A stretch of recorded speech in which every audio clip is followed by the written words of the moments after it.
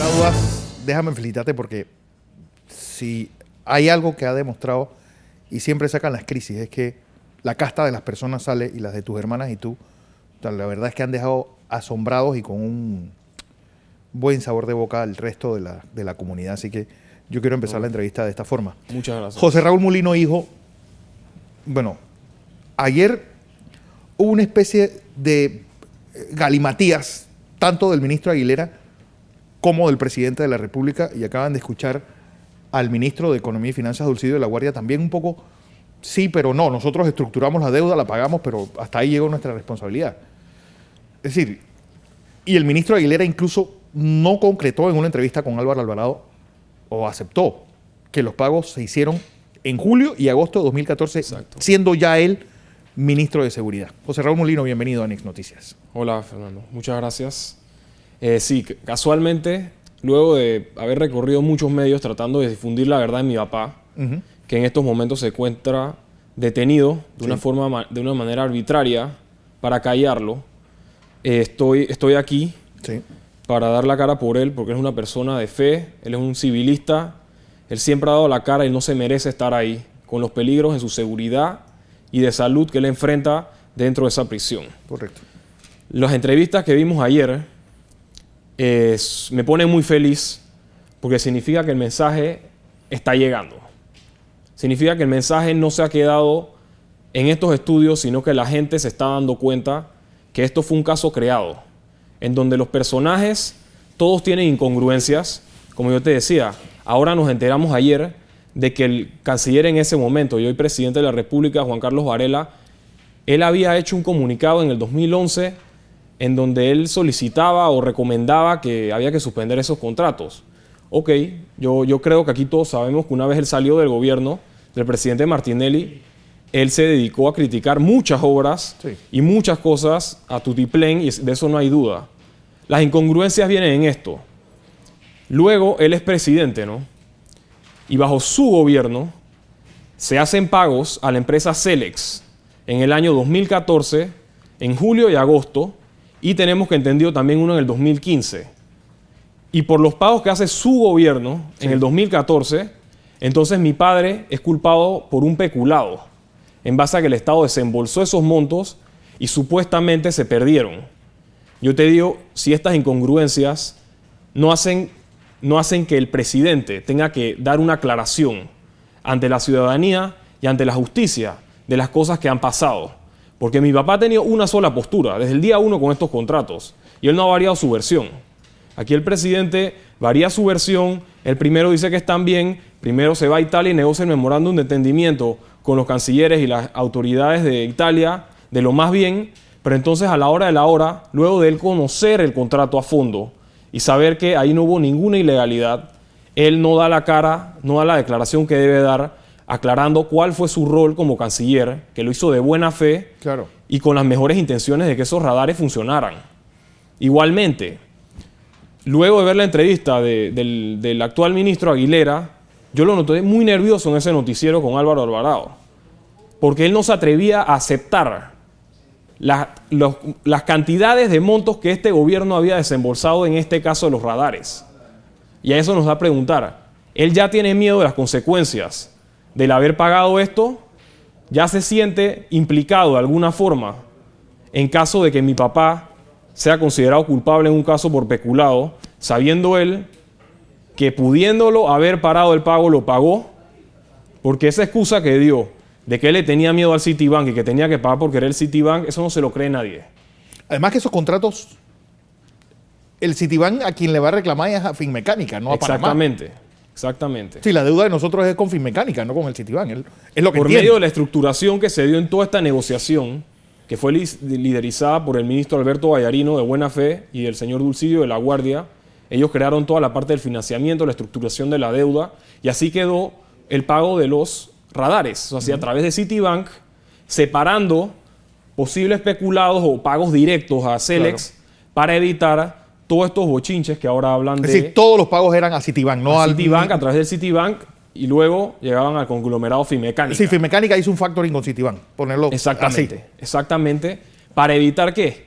Para evitar todos estos bochinches de coimas y bochinches de irregularidades o de corrupción a funcionarios que ahora el gobierno está usando ante la Corte Suprema para alegar suspensión del contrato. Sí. Y yo le quiero aclarar al ministro Aguilera que él dice que había corrupción y que él había entrado al gobierno desde el día 1. Él puso todos los papeles de esto a manos de sus abogados, como diciendo que ya para él desde el día 1 este proyecto no iba para ningún lado. Él nunca tuvo la voluntad de tratar de llevar a cabo este proyecto que era importante para el país, para proteger las costas. Claro. Y yo te podría decir que más adelante Celex va a demandar al Estado. Estoy seguro que va a ganar. Porque este gobierno, teniendo dos decisiones, yo cancelo este contrato unilateralmente, sin importar las consecuencias legales, o me voy a través del contrato, peleo contra el contratista que esos radares funcionen y recupero el dinero al Estado. Acá no estamos encontrando un peculado en contra de mi papá, sí, que ellos dicen que se perdieron 68 millones de dólares. Que se pagaron, los 68 millones se pagaron. Dentro de su gobierno. Este gobierno. Ajá, este gobierno los pagó, pero de alguna forma mi papá les puso una pistola en la cabeza para que ellos pagaran. Sí. Sabiendo que aquí todos los pagos se estaban ¿Y demorando. Senan por qué trata de esquivar el bulto también? Senan jugó un rol muy importante. Y mi papá en su declaratoria sí los está nombrando, porque ellos eran parte del equipo que iba a las islas, que iba a los puntos donde iban a colocar los radares. Sí. Ellos tenían oficiales y funcionarios entrenándose para usar estos radares. Que hoy el día lo nieguen, eso no importa, porque ahí constan todas las pruebas de que los directores del Senan, el señor Belcio y creo el señor Joe Laniado, ellos desde el día 1 apoyaron a la labor esta que se estaba haciendo, realizando, tratando de que el sistema funcionara. Claro. Pero aquí se está creando un precedente nefasto, te lo digo. Nefasto. Porque hoy mi papá firma, debidamente autorizado por un consejo de gabinete que no quiere ser responsable por sus actos. Donde estaban muchos ministros del partido panameñista, el actual presidente y canciller en su momento, el señor Juan Carlos Varela. Y entonces autorizan a mi papá a firmar. Y lo que ellos dicen entonces es que ahora la fiscal esta que se ha creado este peculado, ella dice que mi papá es el garante del contratista. Eso es una total aberración jurídica. Aquí nunca un ministro se va a atrever a firmar un contrato pensando que si su contratista, que todos los contratistas venden las mejores promesas y te prometen todo el día y el cielo y todo, entonces si no te cumple, tú pagas. Hay un caso perfecto que cita mi papá durante su declaratoria, el caso de la ampliación del canal. Claro. Este es un contrato que se firmó hace muchos años con referéndum por el administrador Alemán Subieta, de la mejor forma responsable lo hizo. Nadie estaba pensando que estas compañías iban a tener problemas económicos, que íbamos a tener ahora problemas con las esclusas, filtraciones. Se ha atrasado como 5 años, pero ese contrato y todas esas deficiencias se están arreglando en la esfera arbitral con los contratos, respetando los contratos. ¿Por qué? Porque es la única forma de proteger al Estado. Ahí nadie está diciendo que todos los $1.000 millones de dólares que se perdieron o se están perdiendo ahora en la ampliación del canal van a ser responsabilidad del señor Alemán Subieta o del señor Quijano. Entonces, este es el peligro de esto. Aquí se crea un precedente de que yo estoy seguro que todos estos ministros, te puedo dar algunos proyectos de este gobierno. Sí, Techo de Esperanza, Renovación de Colón. Todos esos proyectos, Techo de Esperanza, yo te puedo asegurar Escuela Primero, es decir, muchos proyectos de este gobierno que están lentos. Entonces, yo me pregunto, yo puedo ir a denunciar a la Fiscalía Anticorrupción ahora que el contrato está lento y que el ministro Mario Chelecú o el ministro Arosemena, ellos son culpables porque los contratistas se están demorando, ellos están haciendo la cantidad de casas que deben hacer en el plazo que prometieron y de la calidad. Yo estoy seguro que le preguntas eso al ministro Chelecú y él te va a decir que él firmó el contrato con el contratista, pero el contratista debe cumplir. Claro. Él no va a asumir una defensa ahora. Para eso están las fianzas de cumplimiento. ¿Por qué las fianzas no se han exigido? Porque el Estado aquí, esto es un caso político. Aquí al Estado no le importa recuperar los 68 millones de dólares que supuestamente se perdieron por culpa de mi papá. A ellos no les interesa ir a través del contrato a cobrar su fianza de garantía, que aunque no lo creas es mayor de 68 millones de dólares. Si el Estado quería ser responsable, ellos iban ante los contratistas y le decían, ¿sabes qué? Tú no me estás cumpliendo. Yo te voy a ejecutar tu fianza de garantía, yo voy a recuperar mi dinero y después nos vamos a las instancias que haya que ir. Pero ya ellos han violado el contrato desde el día 1. Y consta también en la entrevista que le hicieron a Álvaro Alvarado, cómo el ministro Aguilera llega y dice, no, yo llegué al ministerio y lo primero que yo hice fue entregar este tema a mis abogados y como decir, yo me desconecté. O sea, él nunca tuvo la intención de llevar a cabo el proyecto, ni de instalarlo, ni nada. O sea, eso... ¿Qué pasa, por ejemplo, porque este contrato incluía unas lanchas que eran donaciones y unos helicópteros que se están usando? Los helicópteros estamos hablando perfectamente y los está usando el presidente, los ministros, como si nada. Esta parte de los radares... ¿Y las lanchas? Y las lanchas también tengo entendido que están patrullando y fueron recibidas de la mejor forma. No sé cómo las estén cuidando ahora que llegó el nuevo gobierno, cómo ellos han tratado todos estos temas de seguridad relacionados a estos contratos. Pero lo que sí te digo es que hay muchas inconsistencias. Y la justicia ahorita mismo está pasando por una crisis. Mi papá está detenido injustamente, una detención ilegal, arbitraria, de una fiscal que es claramente influenciada y recibe instrucciones de altas esferas del gobierno para tomar sus decisiones. Y eso es peligroso. Aquí hay que crear conciencia que la justicia en Panamá está mal ahorita mismo. Yo me atrevería a decir que esta es la peor crisis de justicia desde la época post-dictadura. Y no tengo ni la menor duda de eso. Porque nosotros, mi papá dio la cara desde el primer día. Él llega ante la fiscalía, estaba de viaje, vuelve a Panamá para la citación el 22 de octubre, de la mejor fe. Llega a la fiscalía, se encuentra con un tomo de 10 tomos, un año entero de investigaciones, y él de todas maneras, ¿sabes qué dice? Yo tengo mis documentos, yo estoy listo para dar la cara porque yo voy con la verdad. Y una persona que va con la verdad no debe temer a la justicia. Y yo como hijo y persona que estaba acompañándolo ahí, nosotros temíamos a la justicia en ese momento. Porque yo decía, nosotros vamos con la verdad. Pero no sabíamos si creernos todos estos rumores, todos estos comentarios que hay a nivel nacional de que la justicia no anda bien, de que hay justicia selectiva, pero toca vivirlo para creerlo. Y lamentablemente el que pagó el plato roto aquí fue mi papá, y ahorita mismo está detenido ilegalmente en una resolución de detención que yo te la leo rapidito. O sea, no hace sentido. Porque te hablan de peligro de fuga. Te hablan de peligro de fuga sin tomar en cuenta que mi papá estuvo un fin de semana libre durante la indagatoria y regresó el lunes. Cuando perfectamente se pudo haber escapado el fin de semana si quería, no lo hizo porque él da la cara. Y varias veces tuvo recesos y regresaba y cumplió al pie de la letra todo lo que le dijo la fiscal. Dicen que el delito de peculado hace que mi papá sea un peligro para la sociedad. ¿Cómo me vas a justificar que un ex ministro de Seguridad, que fue ministro por 5 años, es ahora en la calle un peligro para la sociedad? Eso no hace sentido. Claro. Y la tercera, nos dicen que él iba a tratar de destruir pruebas. Yo te quiero todas decir, las pruebas están en el Ministerio de... Todas las pruebas están en el expediente después de un año que tienen las pruebas. Y mi papá llevó como 5 tomos más con pruebas. O sea que yo no entiendo cómo ellos dicen que mi papá va a destruir pruebas.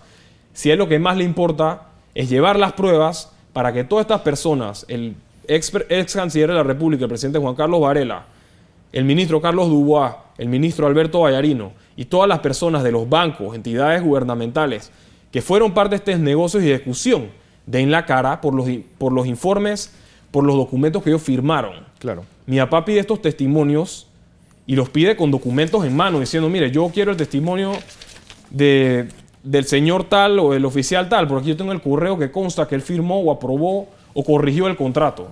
Él no está pidiendo testimonios a lo loco para traer un listón de personas importantes al edificio ABC a declarar.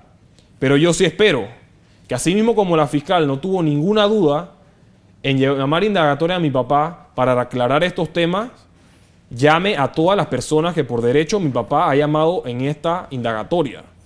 Por aquí mi papá no está aceptando que hubo un delito. Esto es un invento total. Pero sí hay que decir la verdad.